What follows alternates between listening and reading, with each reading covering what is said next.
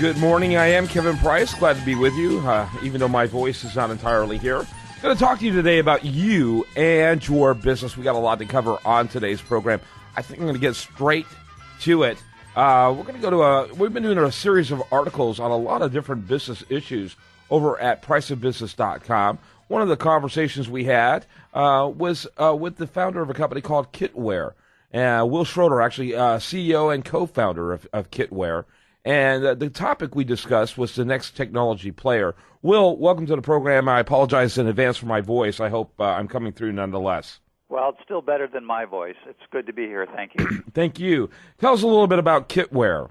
Well, we're a small company, about 100 employees, offices in the U.S. and in Europe, and we do a lot of scientific computing, meaning we work on high-performance computers.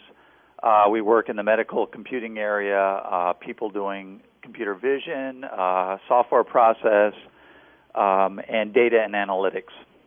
Yeah, very good, very good. Tell us about how your company is the next technology player. Well, it turns out, as most people are realizing around the world right now, that software is becoming increasingly important to everything we do in life, whether it's designing new products or whether it's embedded systems like in automobiles or smartphones. Software is everywhere, and getting our handle on software and making sure the software is high quality and performs well is a increasingly important problem. Yeah, no question about it. Yeah. So tell us about how you address the problem in a manner different from your competitors. Well, there's a couple levels. At the base level, we have a extensive software quality process. That's, it means testing software in a formal way so that when it goes out the door, it works, and it works well. That's one level. Then at the other level, we use some of the very advanced technologies funded by national labs, U.S. government, and commercial entities. So this advanced software, using these software processes, address some really important problems in science and engineering. So the combination of these two things, we produce some really good stuff in a variety of products. Okay. Give me some examples. Well, for example, right now, you've probably heard a lot about the BRAIN initiative that's coming through the U.S. government.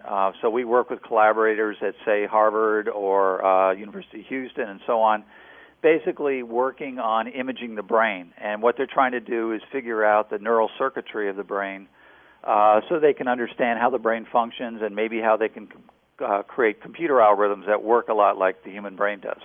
It's still a bit of a magical thing in that we have a very small object sitting in our skull, and it does amazing stuff with very little power. And computers can do great things, but they can't approach that sort of cognitive ability with the low power needs that the human body produces.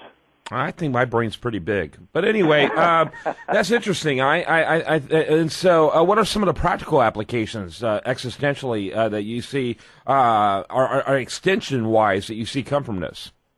Well, I mean, there are simple things like self-driving cars. There's tasks that require a lot of, we take for granted, computer vision tasks, for example, recognizing objects, tracking objects. And this can range from, say, national security to identifying zebras in the wild.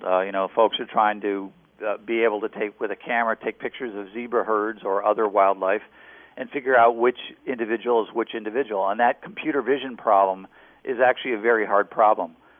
We can do it easily once we train ourselves to understand what a zebra stripe looks like for an individual, but a computer has trouble with that. So computer vision and other problems are, fine examples of what this might do for us. Yeah, interesting. What are the type of companies? Obviously, health-related, medical-related companies would be on your radar screen, but what are some other potential users of your services? Well, a lot of our services are now moving, I'm sure you've heard this, are moving towards cloud. And in our world, what that means is the data and computation is becoming so large and so massive that it's very hard for a small company to be able to afford their own little computer at the scale that's needed to do computation. So say, for example, you're simulating a car, like airflow over a car, or simulating some mechanical part.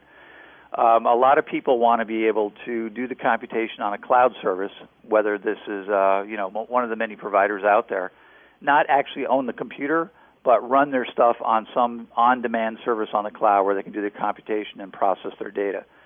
So simulation, manufacturing, and that sort of thing is also a very important area. That's interesting. And how's 2014 been for your business? Well, we're doing pretty well. We actually are trying to hire desperately. I mean, we have very outstanding software people that are not only good with software, but also have scientific or engineering domain knowledge. And that combination of skills is tough to come by. So we have a lot of PhDs and master's level people. So we're trying to hire right now. We probably need another 5 or 10, so adding 5 or 10% to our staff. And we're growing quite well in Europe as well. So it's been a good year. Yeah, that's fantastic. How many employees do you have? We're about 100 in the U.S. operations, we're heading towards 10 in our European operation. And how old is the company? We were founded in 1998. We actually are an unusual company in that we were founded on open source software. In other words, everything we do, we give away. So our business model is strange in that we do services models. We help people use our software in ways that benefit their operations. Interesting. And so it's the consulting itself as your revenue. Yeah, it is. It's like being a tax attorney or a lawyer sort of person in that, the tax code and the accounting codes are out there, but it takes great skill to be able to manipulate and understand them. The same is true of computing, of course. So we give away everything we do, our software, but that doesn't necessarily mean you can use it effectively in your business. So we come in and help people integrate it into their technology, into the technology base and their company operations. We do a lot of that.